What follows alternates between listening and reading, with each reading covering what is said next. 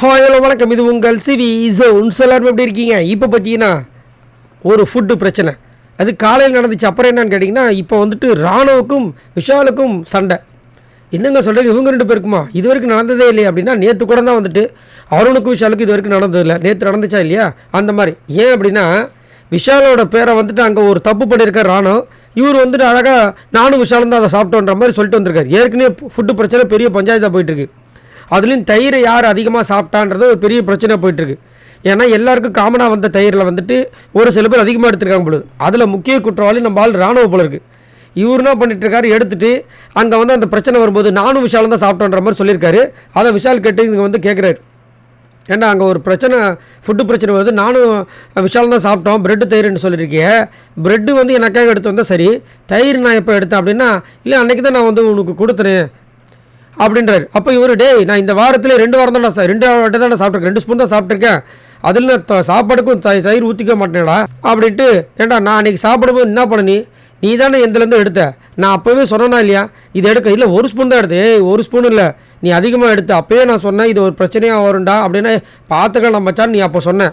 இப்போ வந்துட்டு கரெக்டாக வந்துட்டு அந்த தயிர் பிரச்சனை வரும்போது என்னை நீ கோத்து விட்டுட்டுருக்க அப்படின்னா, அன்றைக்கி நீ என்னோட இதுலேருந்து எடுத்த, அதனால் நான் உன்னோட இதுலேருந்து எடுத்தேன்றாரு.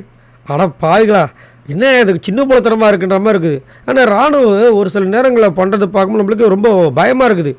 எது இவரோட ஒரிஜினல்னே தெரிய மாட்டுது. எந்துலேருந்து நீ எடுத்த, அதனால தான் உந்தில் எடுத்தேன்னு சொல்கிறாரு. அதுக்கப்புறம் பார்த்தா அதிகப்படியாக இவர் இது சொல்லியிருக்கார் போல இருக்குது, நீ தயிர் அதிகமாக எடுக்க, இது அடுத்தவங்க பங்குன்னு போடுற பார்த்துக்கலான் இருக்காரு.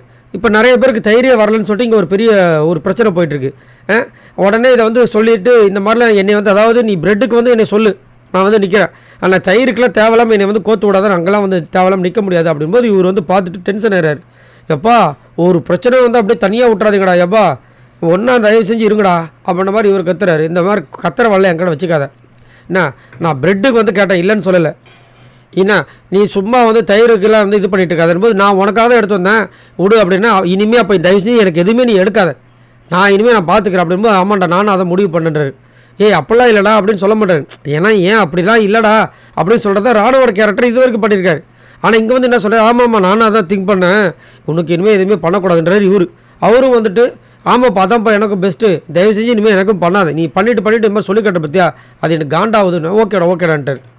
என்னடா இது ராணுவம், இதுதான் உண்மையான கேரக்டரா, ஒன்றுமே புரியல பண்ணுற மாதிரி இருக்குது. எது எப்படியோ ராணுவம் இந்த வாரம் முழுக்க அந்த தயிர் மட்டும், ஏன்னா ஒரு பக்கம் மஞ்சரி ஜாக்லி அவங்களே சொல்லிட்டு இருக்காங்க தயிர் காலியாக இருக்குது, காலியாகுது, யார் சாப்பிட்றாங்க தெரியலன்னு. நம்ம சௌந்தர்யம் சொல்கிறாங்க, முத்துக்குமரும் கேட்குறாரு, இந்த பக்கமும் கேட்குறாரு. ஆனால் இந்த பக்கம் விஷால் சொல்லும்போது தெரியுது ராணுவ தான் அந்த கல்பிரிட்டுன்னு. சரி, நீங்கள் உங்களோட கருத்தை சொல்லுங்கள். பாய் நண்பர்கள்.